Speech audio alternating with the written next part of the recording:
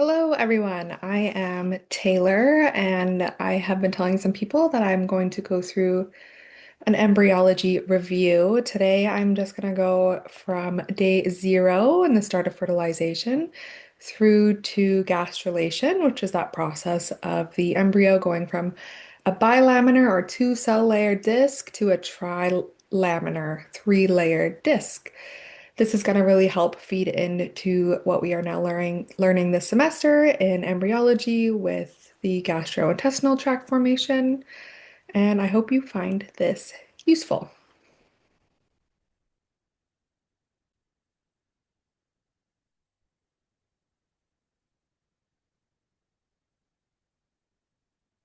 Okay, so here we go. Embryology day 0. So we are going to start with a male and a female haploid cell. And for those of you who need the reminder, a haploid cell is a cell that only contains half of its genetic material. We get the oocyte or egg from the mother and the sperm from the father. At this point, the cell has been paused at meiosis 1, and it will not continue through until meiosis 2 until after fertilization. Fertilization is going to result in the production of a zygote. This guy here now has a full set of DNA. It is now referred to as a diploid cell. And it currently, at this point, the cell is only one cell big. Fertilization is going to occur at the ampulla of the uterine tube, or sort of the region immediately adjacent to where the egg is, or sort of like, I believe it might be even the crest of the fallopian tube. So before we move down with day 1, let's look a little bit closer at fertilization. So when the egg is released from the ovary, the oocyte, it is going to be released with something around it called the corona radiata. Corona for crown, radiata radiating crown. These are cells from the mother's ovarian follicle that protect and nourish the egg. Many sperm work to penetrate this layer to reach the zona pellucida. The zona pellucida is what I've drawn here in orange. It translates to the words clear belt. So it is a glycoprotein layer around the oocyte. Sperm have to penetrate this layer in order to inject their haploid material into the egg. Once one sperm has penetrated the zona pellucida, it will undergo a conformational change that it is now impenetrable to other sperm. This is referred to as the acrosome reaction. So, a little bit more about the sperm cell itself. At the very tip of the sperm cell is where you're going to have these digestive enzymes, which are going to penetrate into the zona pellucida so that the sperm can release its genetic material into the egg directly. Those digestive enzymes also help the sperm fuse with the cell membrane so that it can release its DNA. There are a few things to know about the zona pellucida. It's going to prevent premature implantation into the fallopian tube. It won't allow the zygote to stick to the uterine tissue.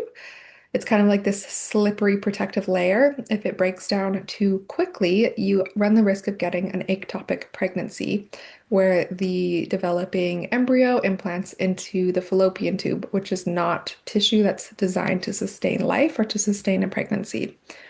Unlike the uterus itself, which has that nice thick endometrial tissue layer that's nutrient and blood supply rich that can support a pregnancy. Further, the zona pellucida is going to protect the egg from being attacked by the host's immune cells, and it is also porous to communicate with the mother. Okay, so back to day 1. We now have a zygote, a cell with a complete set of DNA, and it is going to pick up where the oocyte left off at meiosis 1, and it is going to undergo meiosis 2. It's going to take approximately 24 hours to complete this process. And then at the end of this, the cell is going to undergo its first cell division in a process known as cleavage. Here we see cleavage occurs at the end of 24 hours.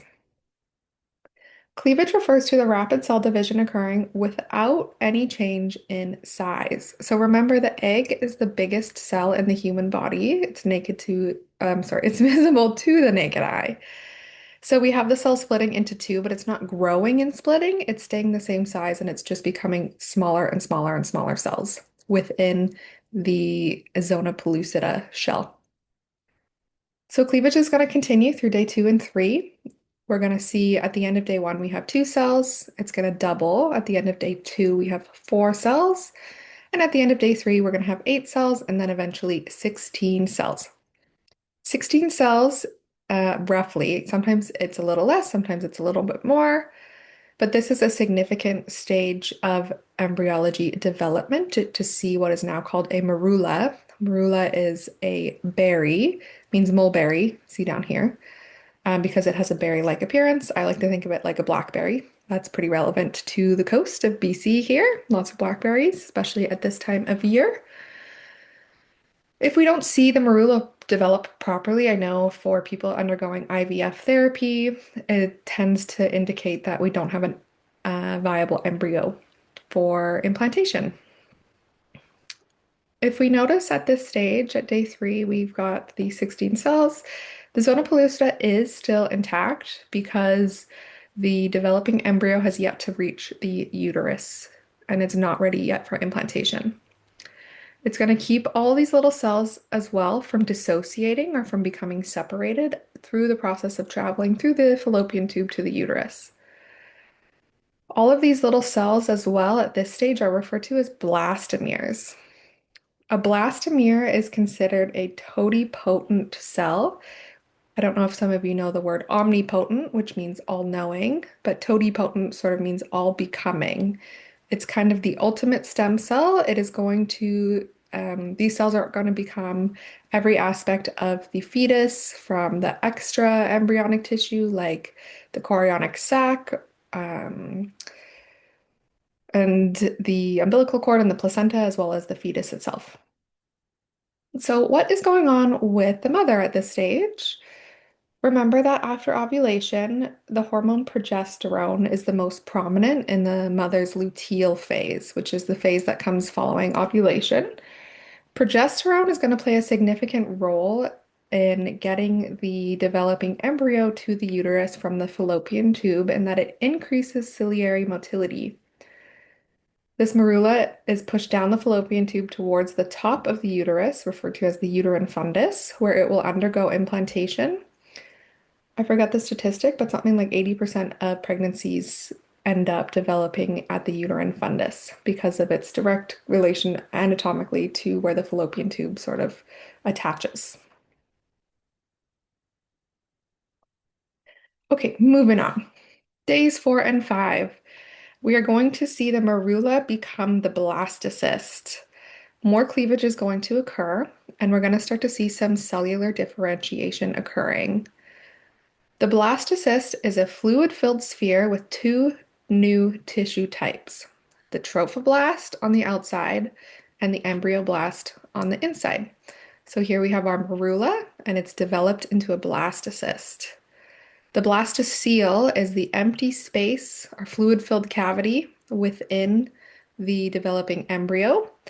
The trophoblast is going to line the outside of our blastocyst, and the embryoblast is this inner cell mass that will later develop into the fetus. The trophoblast is going to develop into the placenta. By day 5, typically the blastocyst will be arriving at the top of the uterus where it will begin the process of hatching and implanting. So, day 5 and 6, part 1, hatching and implanting. Let's break it down. Hatching is the process of the blastocyst becoming ejected, if you will, from the zona pellucida. The trophoblast, this outer layer of cell, will start secreting enzymes that start breaking this down so that it can be released. Because remember, one of the primary functions of the zona pellucida was to prevent implantation because we didn't want to have implantation in the fallopian tube. But now we've reached the correct location and we're ready to go. We're ready to start implanting. For the record, the enzyme secreted by the trophoblast is a proteinase. Okay, step two is implantation. The endometrial epithelium expresses mucin proteins and apical processes known as pinapods. So I've illustrated that here. This is a pinapod on the surface of the endometrial epithelium. These pinapods will contact the trophoblast, that green tissue layer, for adhesion. Adhesion is mediated by selectin to mucin binding as well as integrin binding. We've seen this mechanism before in leukocyte migration or white blood cell migration to sites of infection within the body because we have the epithelium of our capillary network secreting these same types of molecules so that adhesion can occur and the leukocyte can move from the bloodstream into the tissue where it is being led to fight an infection. So pretty cool. I thought that was really fascinating to know that we have the same sort of Velcro mechanism for implantation of a developing embryo into a uterus as we do leukocytes into areas of infection. Okay, after implantation, we're going to see further differentiation of the blastocyst as it's invading deeper and deeper into the tissue of the mother. So let's go through that. Step one is invasion. So after the blastocyst has adhered to those pinapods of the uterine epithelium, it will burrow deeper into the tissue. One of the primary things that will promote this burrowing is going to be the syncytial trophoblast, which is a tissue that arises from the trophoblast. And we also have the cytotrophoblast. So I'll just go over that again. The trophoblast is going to become the syncytial trophoblast, which will help the embryo invade the tissue, and the cytotrophoblast. A critical thing as well about the syncytiotrophoblast is this is going to be the tissue that secretes HGH, or human gonadotropin hormone. This is the hormone that we test on a pregnancy test. It will become positive after enough days and it has accumulated enough in the mother's bloodstream that it will then become present in the urine to give you a positive pregnancy test. This hormone also plays a critical role in that it keeps the ovaries pumping out progesterone, which will mean the mother will not get her period and lose the developing embryo. So the cytotrophoblast is going to be the thing that makes the outer sphere of the blastocele. The syncytiotrophoblast is going to be a multinuclear cell mass. Individual cells are not clearly separated at this stage, so you just see all these like tiny little nuclei in the tissue. It's going to invade deeper into the stroma of the uterus. And as I said already, it continues promoting progesterone secretion by ovaries to prevent pregnancy loss via a period. Okay, day 6 or 7, we're going to see the embryoblast, this inner cell tissue layer, differentiate even further. We're going to see the embryoblast become the hypoblast and the epiblast. The hypoblast will go on to become extra embryonic cells, and the epiblast will go on to give rise to the tissue associated with the body of the baby itself. And that brings us to the end of week 1. Just note here quickly, this is the embryoblast becoming the hypoblast and the epiblast, and we still have our coelom, which is our fluid-filled cavity in the center of our cytotrophoblast. Okay, week 2, we're going to go from a blastocyst all the way through gastrulation, which will end at week 3. So I've already mentioned gastrulation is the process of going from 2 germ layers to 3. We are going to see the epiblast, this blue tissue here, give rise to the endoderm on the outside, on the inside, endo meaning inside, mesoderm or middle layer, and ectoderm, which is the outer layer. All right, day 8. The blastocyst is embedding into the endometrium still.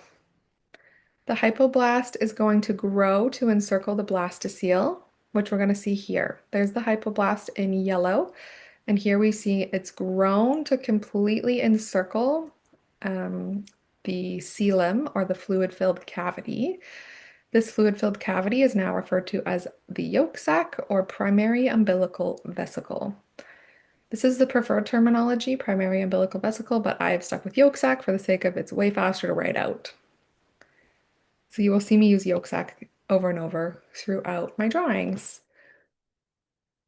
The epiblast is going to enlarge and give rise to amnioblast cells.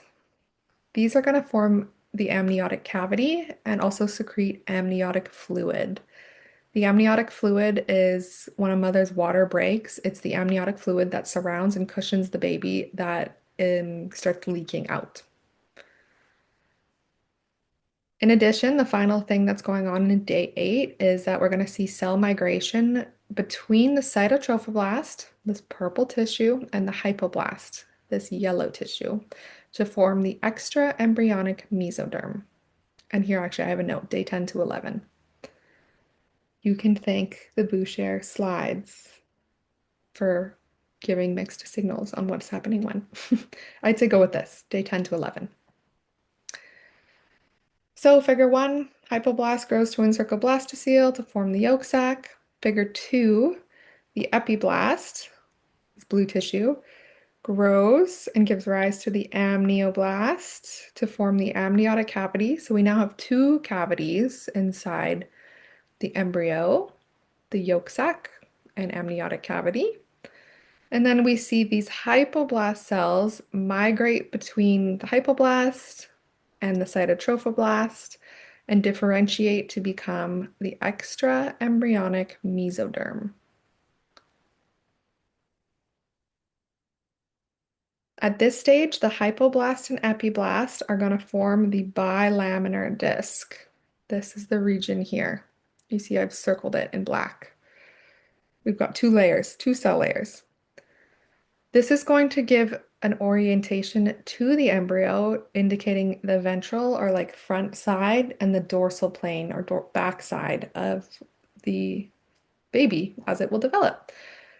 So the dorsal side is going to be on the epiblast side, so the back, and the ventral side is indicated by the hypoblast. So this will be the belly. Well, sort of. This is the front of the baby, this is the back of the baby. A quick side note and summary on what's going on between days 9 and 10 with the syncytial trophoblast and the primordial blood supply. We're going to start to see lacuna appear. And the lacuna are little pools of blood that show up once the syncytial trophoblast makes contact with a capillary network in the epithelium, or sorry, the stroma of the uterus.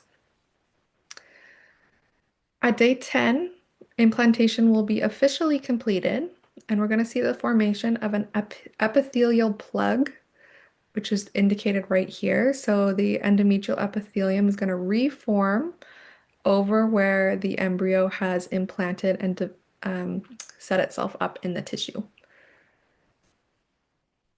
And then we also are going to see decidualization, which I'll explain about that in a minute. Day 11, lacuna are going to form into lacunar networks, establishing utero-placental circulation. So here's our photo. We've got the implanted embryo, epithelial plug has formed. This is a decidual cell. This is a lacuna and lacunar networks if you consider them all together.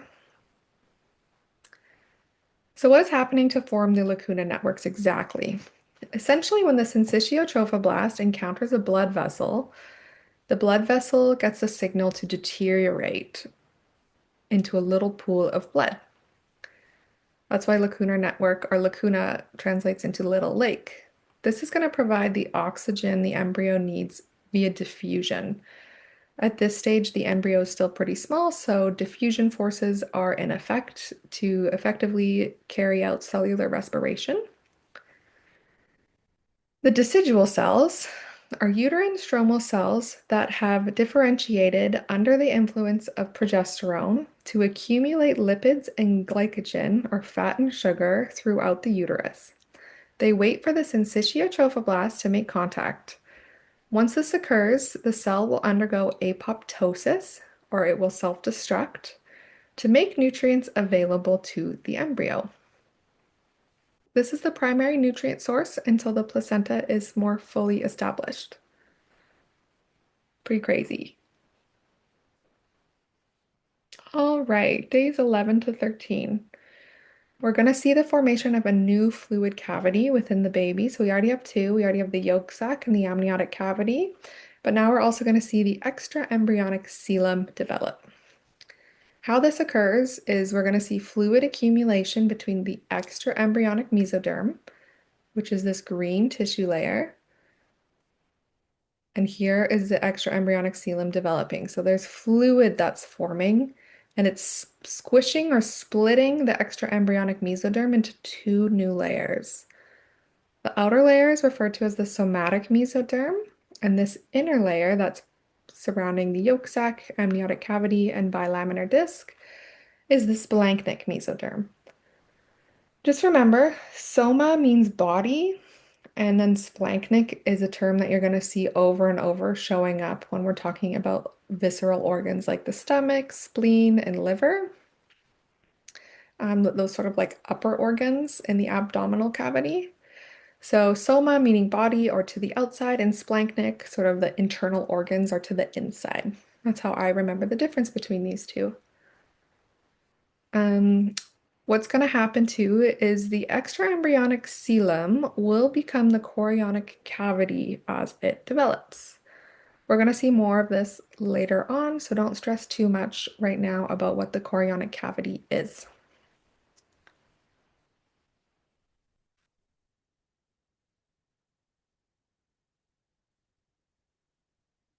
Okay, we're also going to get a chorionic alongside the chorionic cavity, we're also going to see the chorionic sac develop here. Going forward, the somatic mesoderm, this green layer, the cytotrophoblast, this purple cell layer, and the syncytiotrophoblast will form the chorionic sac. This becomes a thin-walled sac that surrounds the baby. The amniotic cavity remains connected via the connecting stalk to the chorionic sac. This will later develop into the umbilical cord. Okay, so at this point, we have established ventral dorsal orientation, yolk sac being ventral, amniotic cavity being dorsal behind. But what about our caudal or I want to say rostral because that's how I learned it, but it's caudal or cephalad. So tail or head. What we don't know yet, is this going to become the head? Is this going to become the head? We're going to know once we see the development of what is called the prechordate plate. This is a thickened area of columnar cells that act as organizers for the head region of the hypoblast, which is the yellow tissue layer of our bilaminar disc, if you remember. A key term to note here is that of the word induction. That's a key signaling episode by specific areas of the embryo to stimulate cell differentiation into local structures and tissues. The hypoblast is one of said key structures for the head and mouth region. So, if we zoom in on one side of our bilaminar disc, we see the formation of columnar cells, these nice tall columnar, not cuboidal, but columnar hypoblast cells. This is called the prechordate plate and will give the blastocele a head or tail orientation, as this denotes the end that will become the head. Okay, we're getting into week 3 now. The formation of the gastrula, which is what the embryo is referred to once there's 3 tissue layers, or the trilaminar disc. Quick side note before we develop the stages involved in the trilaminar disc formation or gastrulation. We're just going to check in and see how is it going with the development of the blood supply. So the cytotrophoblast at this stage is going to develop these tiny little projections that go out into the lacuna right here. These are called the primary chorionic villi, and they will later become the placental villi, but that is a lecture for later.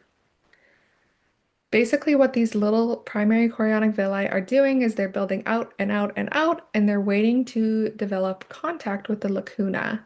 Because pretty quickly, diffusion forces won't be adequate for oxygen and CO2 um, cellular respiration. It's going to get too big, and the embryo is going to start to need its own blood circulation system. As we'll learn a little bit more later on, not today, these primary chorionic villi, once they've found a lacuna, they get positively sort of reinforced to continue developing, and these ones that don't meet any lacuna will disappear. Okay, at day 15, we're going to see the formation of the primitive streak. The primitive streak will arise from the epiblast, the blue tissue layer, which will proliferate and move to the middle of the embryonic disc. This thickened band forms along the median plane of the dorsal aspect of the embryonic disc, and it will begin at the caudal region. So at one side, we have the prechordate plate. It is not that side. That's not where the primitive streak is appearing from. Here's a picture from our slides. I'm actually going to come back to this in a minute because I'm going to break down step by step what's going on with gastrulation. Step one, starting with our bilaminar disc. So I've simplified it here and just made this nice, simple, easy, squarish shape so that we can figure out what's happening. I've also just rotated it. So before all my drawings had the epiblast below, but now I've rotated it so we have it on top. Only just because some of the slides in our slide pack, they are oriented in this capacity with the epiblast up and the hypoblast below. So that's why I've flipped the image from here. So epiblast, hypoblast, prechordate plate. We're going to have the amniotic cavity above, the yolk sac below.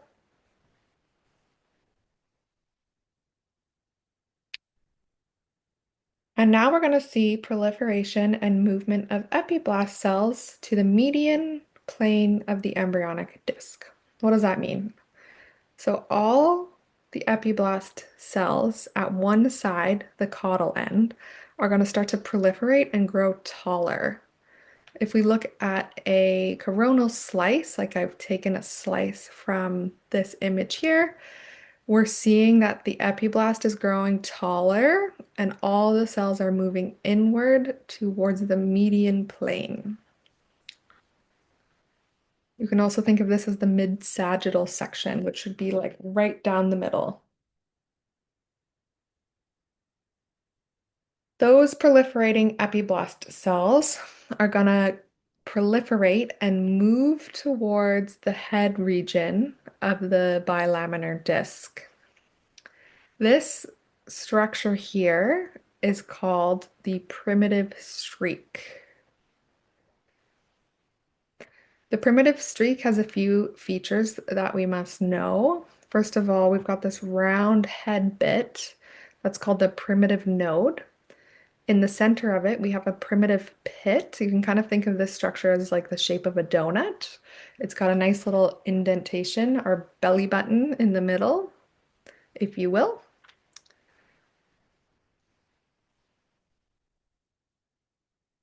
Okay, quick question for you guys. I've already said it quite a few times, but I'm hoping it will stick with you. At this stage, which side of the embryo is the epiblast? Is it going to be the dorsal side or the ventral side? It's the dorsal side. Remember, epiblast is facing to the back, hypoblast is facing to the front.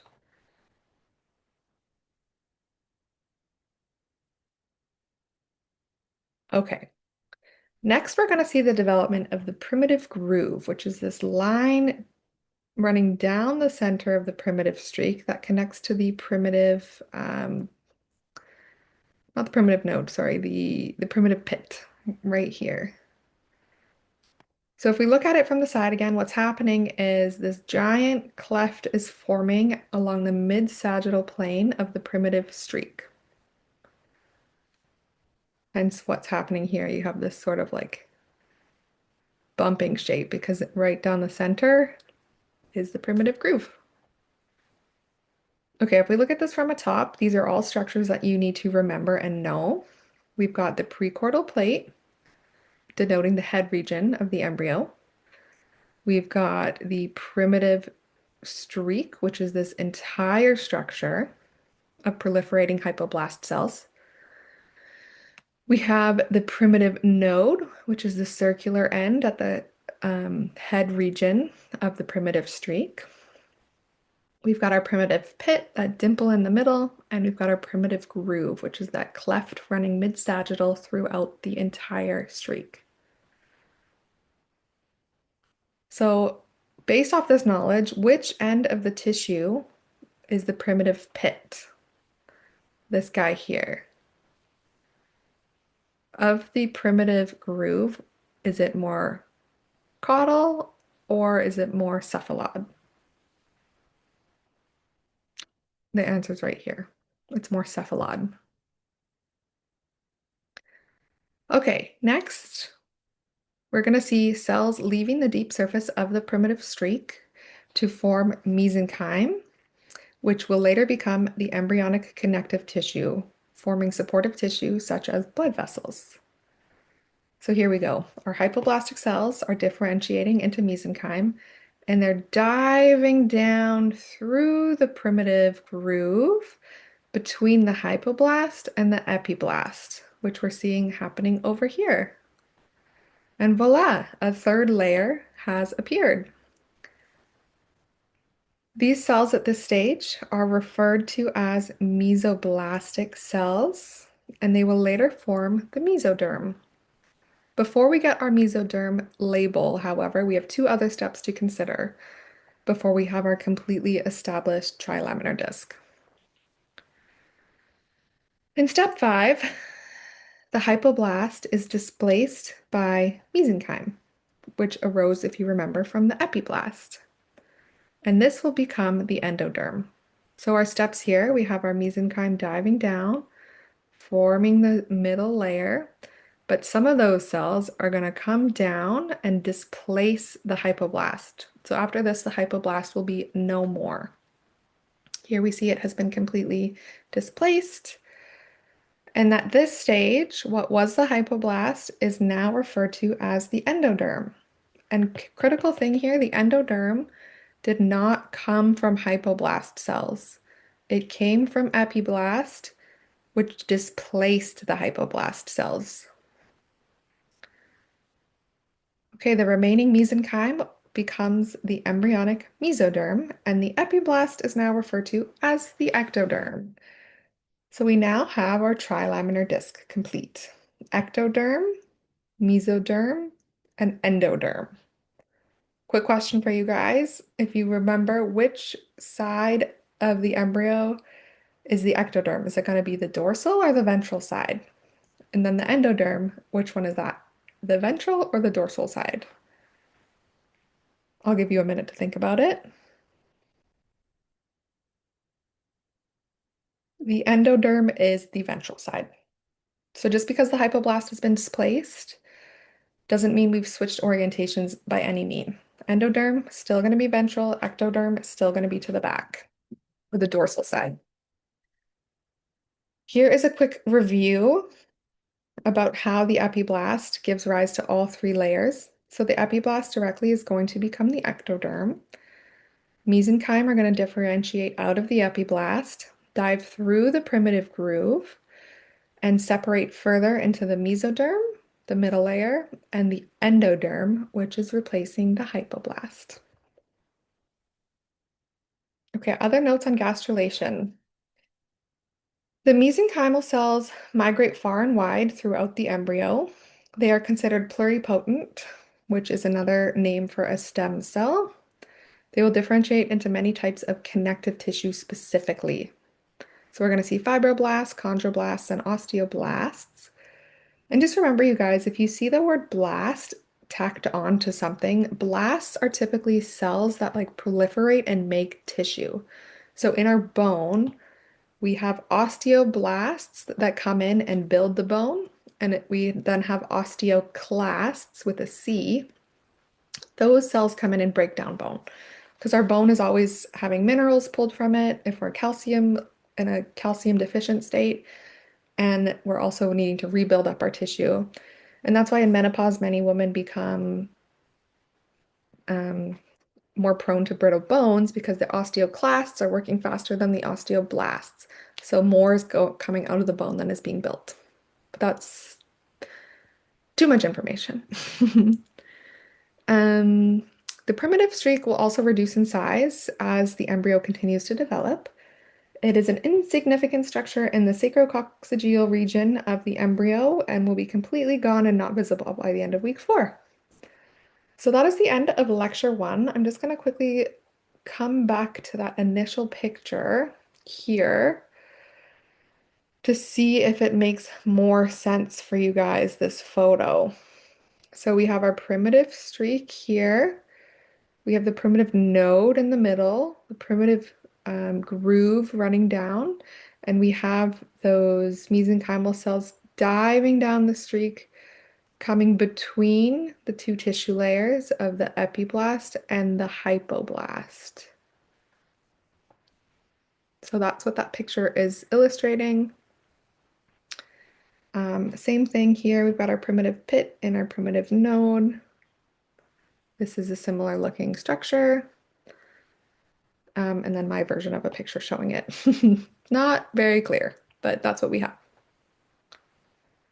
Okay, that concludes our lecture. I hope you found this helpful. And best of luck studying. If I have a chance before exam 1, I will do an embryology gastrointestinal tract review as well. Thanks so much.